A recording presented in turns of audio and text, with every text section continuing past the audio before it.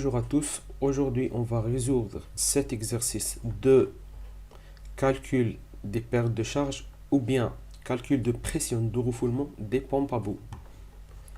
Donc j'ai remarqué que plusieurs gens n'ont pas compris cet exercice, mais il est très facile. Il suffit juste de savoir comment utiliser les données de l'exercice. Donc vous lisez bien l'énoncé de l'exercice et on va directement les traduire avant de commencer. Donc 8,5 c'est le diamètre du trou de forage, c'est hole size. La densité c'est specific gravity. Entre parenthèses, la masse volumique en anglais est appelée density pour ne pas confondre entre les deux termes, masse volumique et densité du français en anglais. Le diamètre extérieur de tige de forage est appelé nominal pipe size. Diamètre intérieur des tiges, c'est tool joint inside diameter. La masse tige est drill color.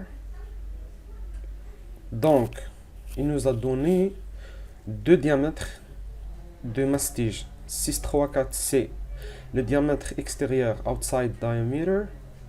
2,13 c'est le diamètre intérieur inside diameter. Les duses sont appelées nozzles. Vous apprenez tous ces termes. Donc, la première chose qu'on va calculer, c'est le coefficient B. Il y a une petite remarque, il y a un décalage dans les pages, donc vous ajoutez 6 à toutes les pages. Donc 315 devient 321. On a la densité ici et la viscosité. Donc, on a la densité, c'est 1150 kg par mètre cube, mais on va la convertir en kg par litre. On va diviser par 1000, donc c'est 1,15. Et la viscosité, c'est 22 centipoises. Donc 1,15 avec une viscosité de 22, c'est 2,08. Notre coefficient B, c'est 2,08. C'est 2,08. Maintenant, on va calculer les coefficients de perte de charge NI. On commence par NA. Voici ce tableau. Donc, on n'a pas besoin de ce petit tableau. On vient directement ici. On a case 1, 2, 3, 4. Et on a les débits de 500 jusqu'à 5000. Donc, on a dans l'énoncé de l'exercice installation de surface K3. Donc, on va vers case 3. On a le débit, c'est 1500. Donc, case 3 avec 1500, c'est 95. On va calculer maintenant un 2. Donc, page 338. Donc, dans ce tableau, on a nominal pipe size et tool joint inside diameter. Donc, le diamètre de notre tige, c'est 5. Et le inside diameter, c'est 3,34. Donc, 5, 3,34. Et notre débit est 1500. Donc, la valeur de N2, c'est 57. Calcul de N3. Donc, on a le ID des mastiges et le débit. Le ID de notre mastige, c'est 2,1316. Voici 2,1316. Et directement, le débit est 1500. Donc, la valeur de 1,3, c'est 404. Maintenant, c'est 1,4. Espace annulaire, trou mastige. Donc, je vais faire une petite remarque. Donc, n'oubliez pas qu'on est dans la phase du forage et non pas de production.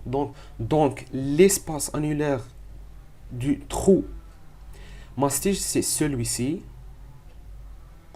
Et l'espace annulaire du trou tige est celui-ci. Pour connaître l'espace annulaire trou-mastige, on a besoin de diamètre du trou de forage et de diamètre extérieur du mastige. Donc, le diamètre du trou, c'est 8,5 et le OD des mastiges, c'est 6,34. Et le débit est toujours 1500. Donc, la valeur de 1,4, c'est 102. Donc, la même chose pour l'espace annulaire trou-tige, on a besoin juste de diamètre du trou de forage et de diamètre extérieur des tiges. Donc, 8,5 et 5. Donc, 8,5, 5, et le débit, c'est 1500. Alors là, la valeur, c'est 19.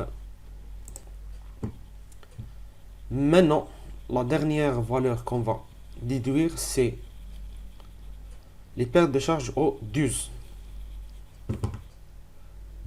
Donc, pour connaître les pertes de charge au 12, on a juste besoin de ce chiffre-là, 11, 11, 12. Donc, 11, 11, 12 et le débit 1500. Hop. C'est 9608. Je crois ici que c'est juste une faute, donc la valeur est correcte. On va maintenant calculer les pertes de charge totales. Donc, voici la formule. C'est N1 plus L2 N2 plus L3 N3 plus L4 N4 plus L5 N5 plus fois coefficient B plus la perte de charge au 12 fois la densité. Le résultat est en kilopascal. Je crois que les valeurs de L, ce sont des données de l'exercice. Donc, directement, on va faire une application numérique. On va remplacer ici. À la fin, on va trouver 16 407 kilopascal. J'espère que vous avez bien compris cet exercice et que l'explication a été très claire, et au revoir.